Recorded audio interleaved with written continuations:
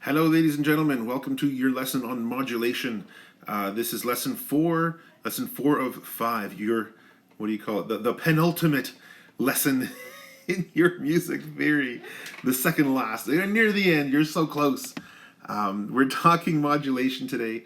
Modulation, as you know, is moving from one key to another, or moving from one tonal center to another.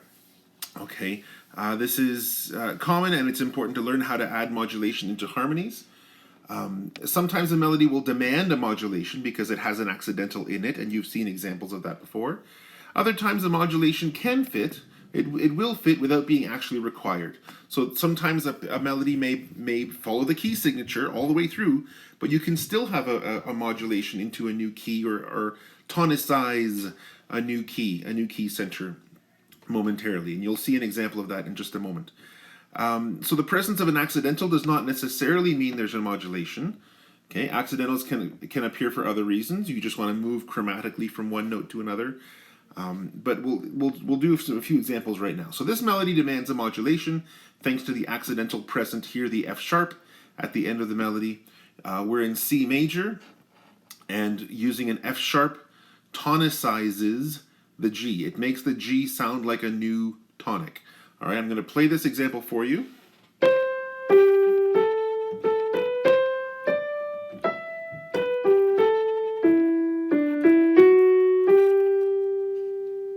Okay, so hopefully to your ears, that G sounded like that melody could have been done right there. All right. When you add harmony, have a look at what's going on here. Adding chords may look like this. So before I play it for you, take a look at what's happening. We're playing chords in the key of C major. A 1 chord to a 4, back to a 1, over to a 3 chord. You can see we're using E, B, G notes in the 3 chord, in an E minor chord. That's a 3 chord in C major. Okay, and then here they move us to an A minor 7 chord, an A minor chord, which in the key of C major is a 6 chord, right? But we're pivoting into G major, okay? So what we're doing is we're analyzing this A minor 7 chord in two ways. It's a 6 chord in the key of C major, but in our new key that we're moving to, it functions as a 2 chord, or a 2-7 chord. A minor 7 is a 2-7 chord in our new key of G major. So from here, we're moving to a 5-7, D7, to 1. Okay, so this is our pivot chord. We're using it to transfer from hearing the music in C major to now hearing the music in G major. All right, this F sharp, as you know, doesn't fit within the key of C major. This D7 chord doesn't fit within the key of C major, and this is the common chord that goes between them. All right, so have a listen. I'll play the melody again for you, just the melody, so you can hear it one more time.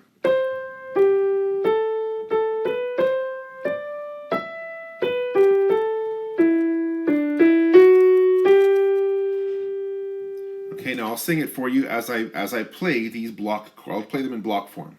If I can find the note, here we go. Da, da, da.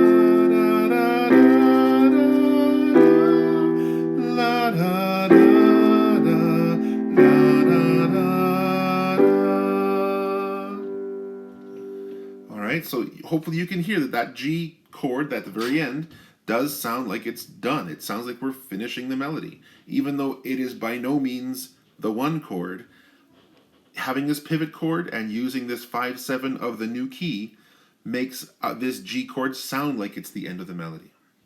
All right. So that's the purpose of a pivot chord. As it says here, the pivot chord available in both C major and G major. It is chord 6 in C major, chord 2 in G major. It transitions us. It makes this D7 chord available to our ears. Okay? All right. Now, moving on to the next section here. We're going to see an example here of a melody that doesn't necessarily have accidentals, but you can still do a bit of harmonic playing. if you want, all right? So first off, look at this upper, well, it's the same music, but have a look at the music with no harmonic analysis, okay? We're in F major, we're nice and jumpy, all right? And in 3/4 time, I'll play it for you now so you can have a listen. Here we go.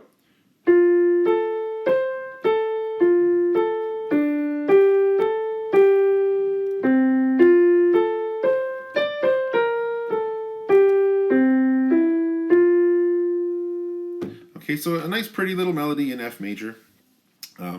You can see that we're sticking a lot in with an F chord, F A C, right? F A C A F A. That's all notes in an F chord, right? F A C here again.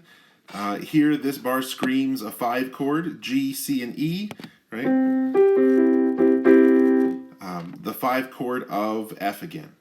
All right, so we're staying in F major the whole time.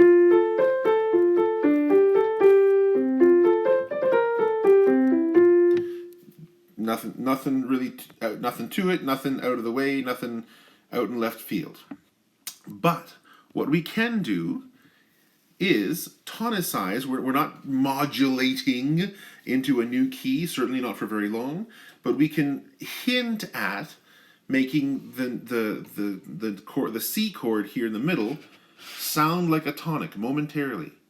All right, check out what's happening. We're in F major. Just look at the bottom chords here. F, D minor, G7 to C. This is the oddball that doesn't really fit our key signature. F, G minor, C7, F. So the rest is in F major. The harmonic analysis is that we're using a 1 chord to a 6 chord. And here there's no analysis, notice, because this is the point where we're going to transition into C major just for a second. Okay, this D minor chord in the key of C major acts as a 2 chord. And then we're moving, then we have in the key of C major, this is available as a dominant 7th, the 5/7, to 1 in C major. This C major, however, is the 5 chord of our original key of F major. We carry on to a 1 chord in F major, a 2 chord in F major, 5/7 to 1. So if I were to play this melody using a G7 harmony in the third bar, you'll notice that it'll hopefully sound to your ears like this C chord is momentarily tonicized. It sounds like it's a home bass, just for a little bit. So have a listen. I can sing it, hopefully sing it. Here we go. Ta da da da da da da.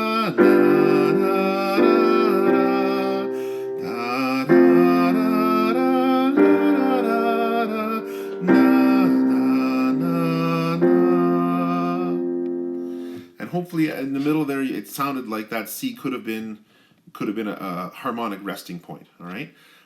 If I were to use G minor 7, then it would fit F major. Listen to if I were to use G minor 7.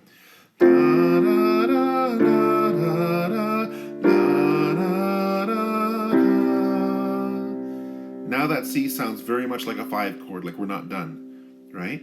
But let me go back again and use that G7, dominant 7th.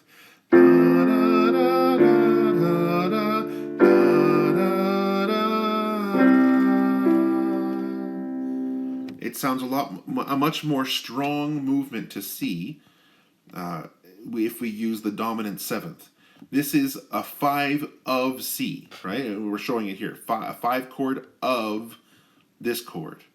So even though we're not actually modulating into the new key, we can use some interesting harmonic movement to make the piece of music overall much more interesting and interesting to listen to. Okay, so that's how we can use modulation to make it a piece of music that much more interesting. Let's go on to the next page and put this into practice. Here we go. Now, I'm not going to explain too much about these melodies, except to say that often where you have chromaticism, those are sometimes spots where you can assume that modulations can happen. All right, you want to know, of course, the original key you are working in, and that can help you figure out what keys are likely to move to. So if you're in C major, for example, So, well, in any key, it's very common to modulate to the dominant. All right, the dominant key. So if in C major, you move to G major. If you're in A major, you move to E major. That's very, very common. It's also common to move from a major key to the relative minor key. That's a very or from a minor key to the relative major key, or from a minor key to its dominant. Let's say you're in E minor, right? The fifth note of an E minor scale is B. So moving from E minor to B minor is often done as well. And you'll find those accidentals that tonicize these new keys. They often act as scale degree 7 of the new key, all right? So just real quick, in case you need a hand establishing yourself here, this first exercise, I see 2 sharps, so I know it's either D major or B minor. I see we're starting on a D, so I'm going to go ahead and assume this music is in D major. At least we're starting in D major. All right. Next one, I see 1 sharp. I see we're starting on E. And I quickly see a D sharp, which acts as the raised 7th of the minor key of E minor. So I'm going to say this is probably in the key of E minor, right? Oop, whatever, you can read. You know what I mean, right? The next one, 2 flats, and I see we're starting on B flat. We're actually starting with a B flat arpeggio right there, a 1 chord. B flat D F, right? So this exercise is screaming B flat major to start on. And the bottom exercise, using 3 flats, we're walking up the first 5 notes of an E flat major scale. E flat, F, G, A flat, B flat, ba da da da dum bum bum bum ba, ya da da da da. This is obviously starting in the key of E flat major, not C minor. Okay, so it's important to know your musical environment where you're starting with, at least. Okay, and I will let you do the dirty work of figuring out where it's appropriate to modulate, and also where you're modulating to what key centers. All right, enjoy, explore. Let me know if you have any questions, and we'll take this up together at some point soon. Okay, have a good day, guys. Take care. Bye bye.